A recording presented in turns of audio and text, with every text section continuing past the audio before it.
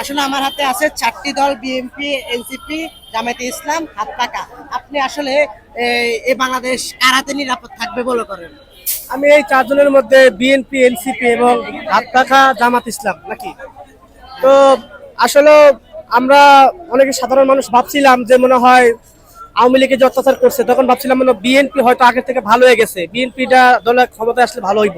কিন্তু এই 10-11 মাসে যা দেখলাম বিএনপির চাঁদাবাজি বা বিএনপির সন্ত্রাসী, বিএনপি যেভাবে টাকা তুলে দোকানপাট থেকে টাকা তুলে খাইছে, এখন আমরা মানুষ চিনা ফেলাইছি যে বিএনপির আর ক্ষমতা আনা যাইব না। এখন সারা দেশের মানুষ সবখানে দেখতেছি যে সব মানুষ ইসলামের ক্ষমতায় চায়।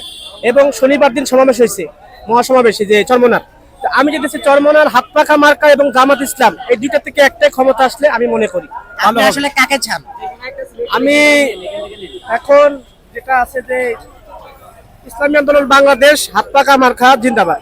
তো একটু দেখেন এই যে আমি ইসলামী আন্দোলন বাংলাদেশ, হাত পাখার মার্কাটাই চাই। আমি চাই যে ইসলামী দল, হাত পাখার মার্কা আগামীতে ক্ষমতায় আসুক। উনি ক্ষমতায় আসলেই দেশ ভালো হবে, উন্নতি হবে এবং শান্তি হবে। কারণ তারা দুর্নীতি করবে না, টাকা পাচার করবে না, তারা চুরি চামারি করবে না। ইসলাম এগুলোর মধ্যে নাই। তাই আমি চাই ইসলাম দল ক্ষমতা আসুক, হাত পাখা মার্কা ক্ষমতায় আসুক। ধন্যবাদ।